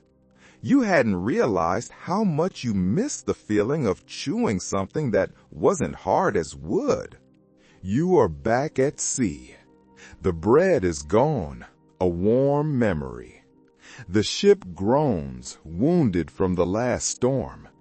The air is brittle and dry again. You are on deck. In your hands you have a large needle, a strip of canvas, and a prayer you don't quite remember. The storm 2 nights ago tore a hole through the foresail, a jagged wound that looks almost deliberate. The captain wants it mended before nightfall, but your fingers already feel like glass. The boy sits beside you, squinting against the glare of the weak light reflecting off the ice-covered deck. "Hold it steady," you tell him. He presses the torn, frozen edges of the canvas together while you thread the needle. The cord is thick and waxed, meant to withstand wind and salt, but it too is stiff from the cold. Each stitch is an argument with the air. The canvas resists. Your hands shake. The thread frays. In the journals of 16th century sailors, there are endless, tedious entries about repairing sails in winter. A single tear could doom a voyage, and mending it often meant gambling with frostbite. You understand that now. The canvas feels alive beneath your fingers, trembling with every gust. The needle slips. It pricks your thumb. A bright, perfect bead of blood forms instantly, startling against your pale, cold skin. You watch it. It freezes almost at once, a tiny ruby turned to glass. "That's horrible," he says. You grin, your face tight. "That's proof I'm still working." For hours, you work in silence. The world narrows to the slow, rhythmic scrape of the thread through the stiff canvas. The sting in your fingertips. The dull ache spreading up your arms. An old story, told among shipwrights, claims that sails repaired under moonlight held longer than those mended by day. The reasoning was simple. Moonlight was calm, and daylight was too proud. You glance up. The first pale edge of the moon is rising. The light catches on your new ugly seam, making it shimmer faintly. You decide to believe the story, for luck. The repaired sail catches the wind and billows gently. The sound of it, fabric filling, ropes tightening, is the most hopeful noise you have heard in weeks. By dawn, the wind has shifted again. It is sharp and unkind, and the cold, that quiet predator, has found a victim. You wake to the sound of someone groaning below deck, a low, rhythmic animal noise that does not belong to sleep. You climb down the ladder. You already know what you will find. The ship's barber surgeon is bent over a man lying on a barrel lid. The air in the hold is thick with the smell of salt, sweat, and something worse. The patient's foot is blackened. The skin is hard as bark. Frostbite. You have seen the early stages. The white, waxy patches on fingertips. The slow, creeping numbness. But this is beyond that. This is what happens when the cold decides to keep a part of you for itself. The surgeon looks up, his eyes sunken. "Fetch me the oil," he mutters. You grab the small clay jar. Inside, the liquid is dark and thick, whale fat and crushed herbs. It smells like smoke and seawater. Medical records from these expeditions mentioned countless such treatments. Sailors trusted fat, rum, and prayer, all in equal measure. The surgeon unwraps his bundle of tools. The metal gleams faintly. "Hold him," he says. Two sailors grip the man's shoulders. You steady yourself against the wall as the knife descends. The sound it makes is quick, efficient, and wet. The patient's scream tears through the air. It is sharp enough to split the silence on the deck above. No one looks away. The sea has taught you that pain sometimes is mercy. The surgeon works with a terrible calm. He hums under his breath, a soundless tune, perhaps to drown out what he is doing. He finishes the cut and binds the stump with a strip of linen. The bleeding slows. The man slumps back unconscious. "He'll live," the surgeon says, exhaling shakily, "if the sea allows it." The boy, who had crept down the ladder, stares at the bundle that used to be a foot. "It looks small," he says softly. "Everything looks small," you reply, "after it's gone." Later, you remember a fragment from a sailor's letter. He wrote that frostbite was the sea's way of marking those it chose not to drown. A strange, cold mercy that always asks for something in return. The days have started to blend together. Time is no longer measured by the sun, but by the sound of hands working and the smell of smoke from the galley. The cold has become so familiar that warmth now feels like a rumor. You are sitting near the weak lantern light, watching a man hunched over a scrap of parchment. His fingers tremble as he dips a quill into a small pot of ink. He writes carefully, each word placed as though it might fall off the page if he rushed. He is writing a letter. Ink freezes easily in this weather. To keep it fluid, sailors used to mix soot with rum or lamp oil. It created a slow, thick, black ink that resisted the frost. The man now warms the quill between his palms before touching it to the paper. The tip scratches faintly, a small, steady sound. Who's he writing to? You shrug. Someone who will never see this letter. Probably. Then why bother? You smile faintly. Sometimes the writing is the seeing. The man pauses. He holds the parchment up to the light and frowns at a smear of ink. He blows on it gently, but his breath turns to mist and falls back as frost, stiffening the ink mid-thought.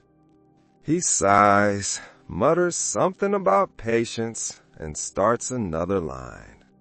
In an old sailor's notebook, there's a mention of men sealing their letters in bottles when the cold made delivery impossible.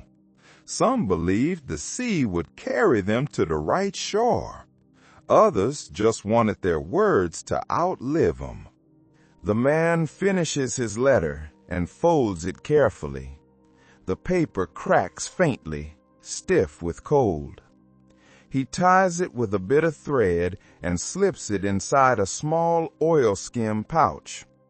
For a moment, he holds it close to his chest, as though warming it might make the words live longer.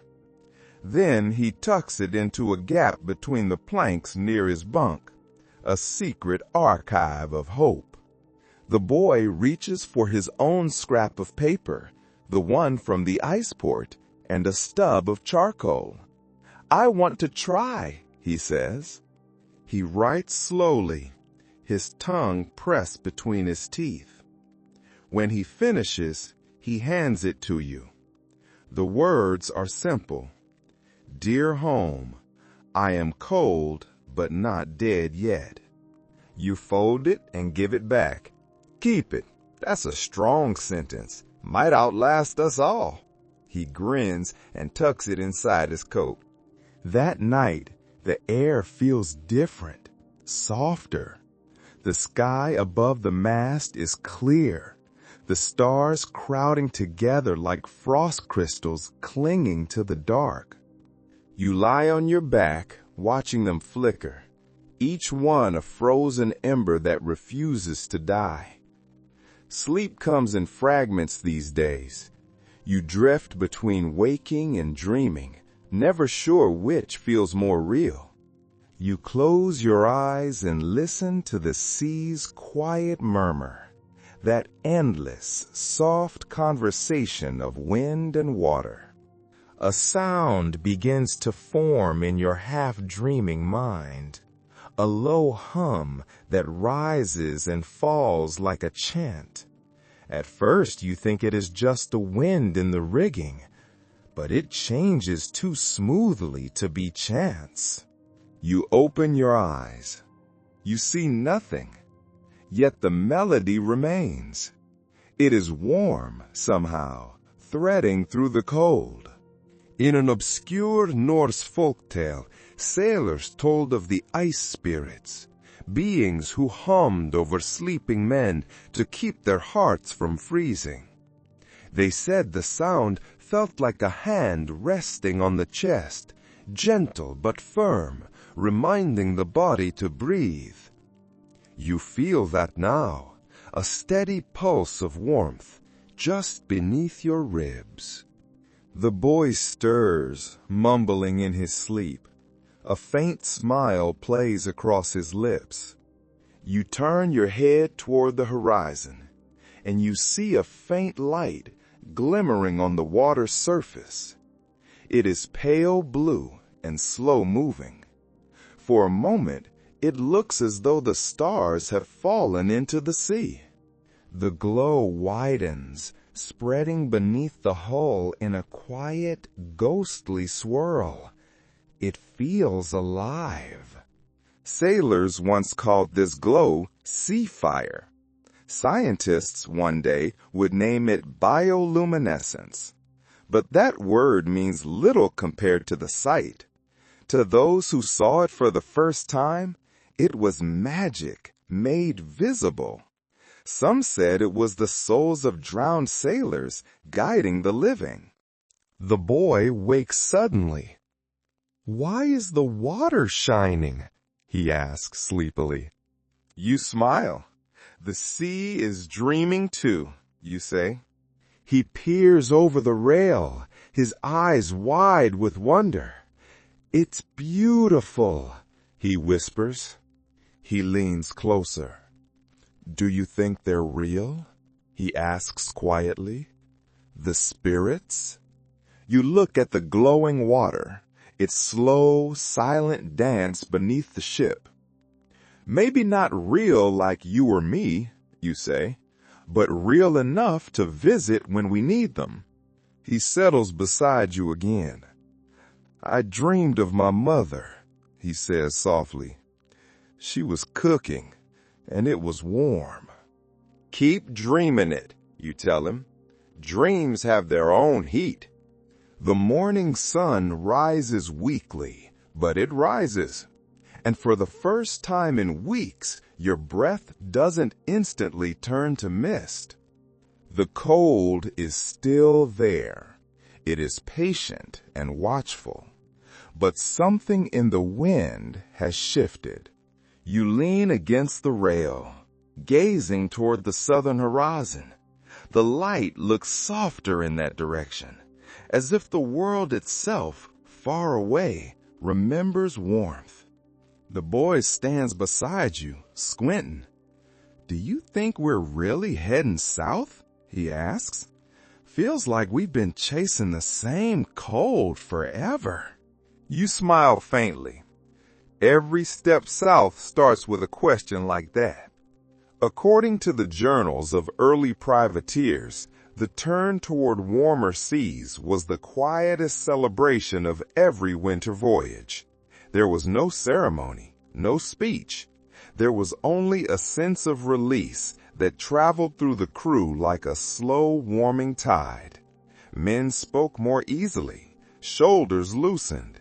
Even laughter, when it came, began to sound less brittle. You can feel that same change happening now. It is subtle, but it is unmistakable.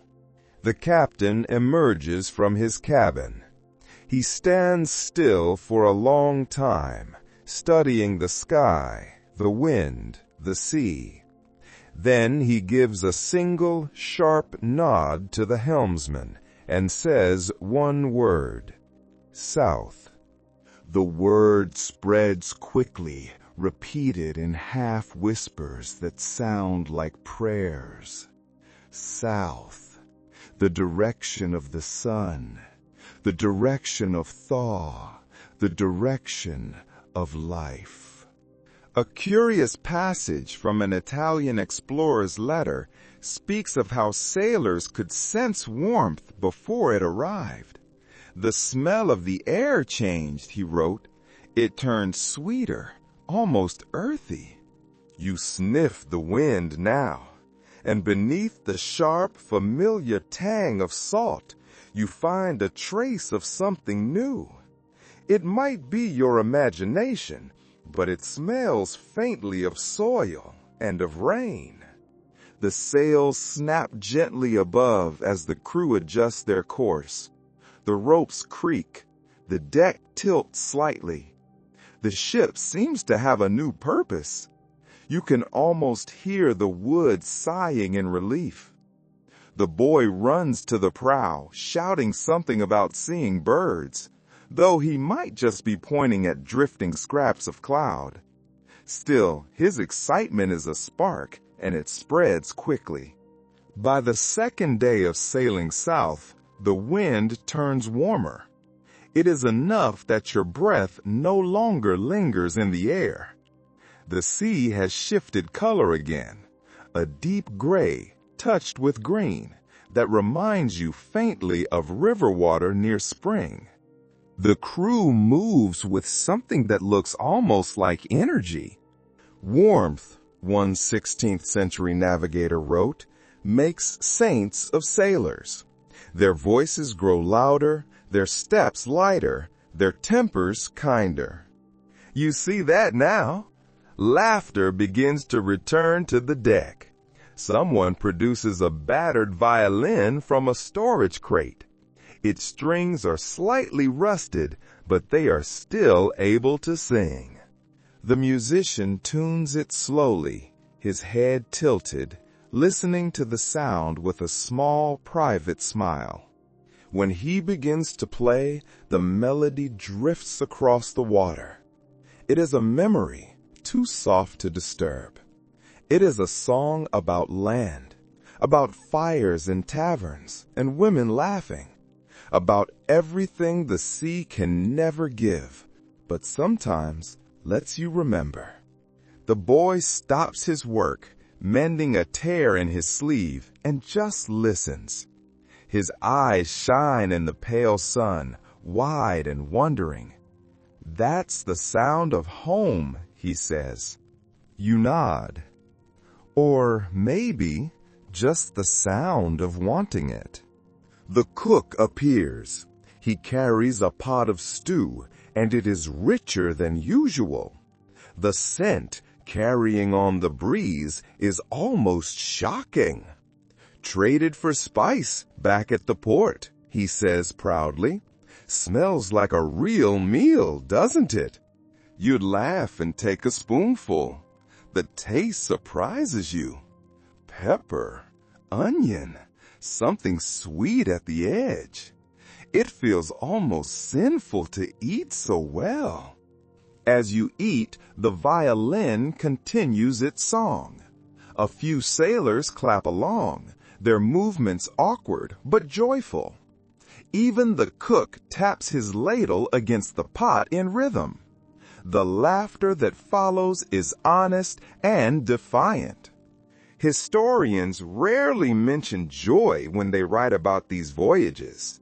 They focus on the storms, the hunger, the greed. But those who lived it, they knew that laughter was not decoration, it was armor. To laugh at the sea was to remind it that it hadn't won yet. The dawn comes golden, not gray. The sky opens in slow, quiet color, a wash of pale amber spreading across the sea, until even the decks beneath your boots look warm again. The air smells different now, less of salt and ice, more of rain and of life. You lean on the rail, feeling the sunlight touch your face. The boy stands beside you, squinting at the horizon. His cheeks are still thin, his hair still tangled, but his eyes shine with hope. "Is that land?" he asks. You follow his gaze. There, faint and uncertain, a dark line breaking the endless, curved horizon of the water.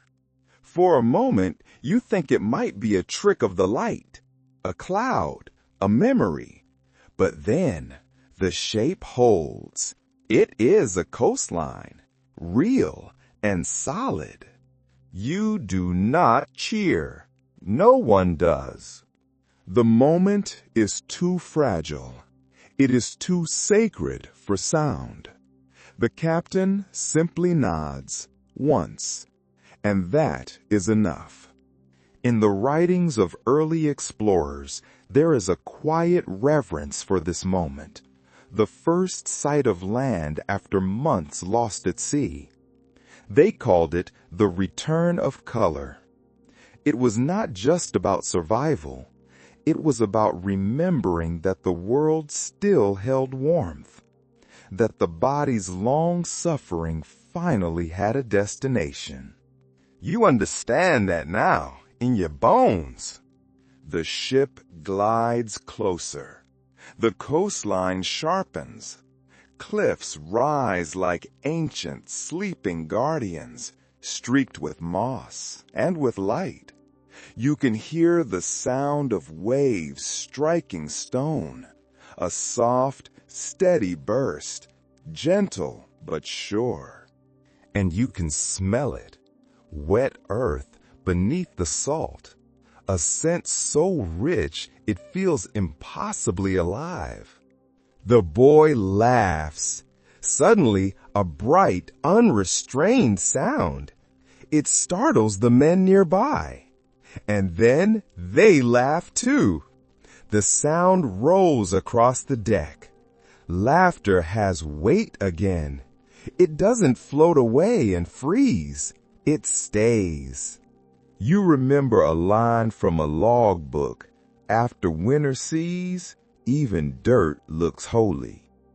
You watch a gull sweep past, its cry sharp and real, and you know it is true. The captain orders the anchor prepared, though no one hurries.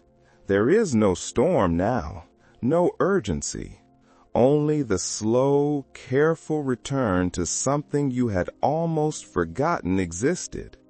The boy grips the railing, his knuckles white. "We made it," he whispers. You nod. "We did." The ship slows. The sails loosen.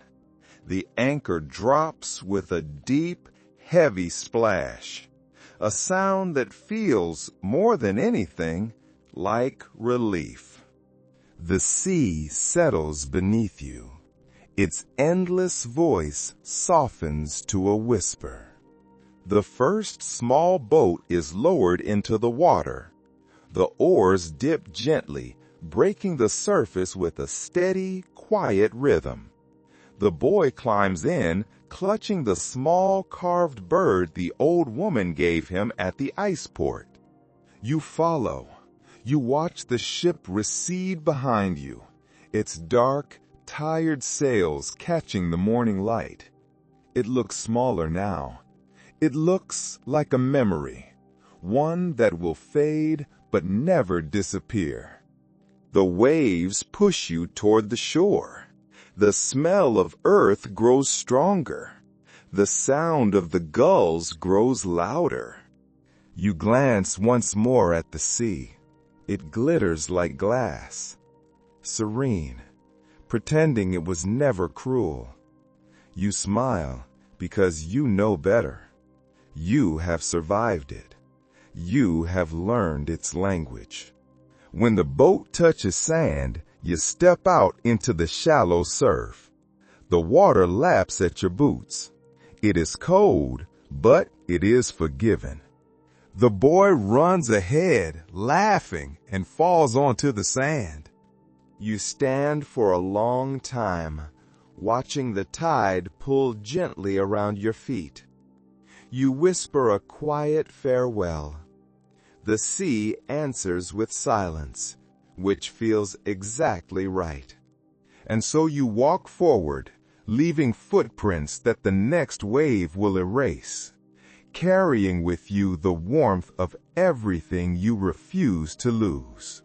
The night comes softly now, without fear. You are on land. The sea lies calm behind you, its voice a gentle, distant murmur, fading into memory. You lie beneath a sky unbroken by clouds. The stars are kind again. Their light is no longer cold. The air carries the smell of salt and of grass, a mixture of endings and beginnings. Your body feels heavy, but it is a good weight. It is the weight of rest, a rest that has been earned through effort. The ground beneath you is solid. It is unfamiliar after so long on the moving deck, yet it cradles you the way the waves once did. The boy sleeps nearby, his breathing slow and even. Somewhere, far out on the water, the ship drifts quietly at its anchor, a dark outline against the moonlit sea. You imagine it rocking gently, a keeper of all your yesterdays. The frost has melted from its ropes. You let your eyes close. The sound of the tide is softer here, almost like a heartbeat beating beneath the earth. Everything you endured, the hunger, the storms, the frost, the silence, it now feels distant. It feels small. You have survived the coldest nights of the year, not through strength alone, but through the quiet, stubborn persistence of being alive. The sea will remember you in its own way, and perhaps when it calls again, as it always does, you will answer with gratitude rather than fear. But for now, for tonight, there is only this. There is only warmth, only breath, only the deep, endless peace of a world that has forgiven you for surviving. You are warm, you are safe, and you are on solid ground. Sweet dreams.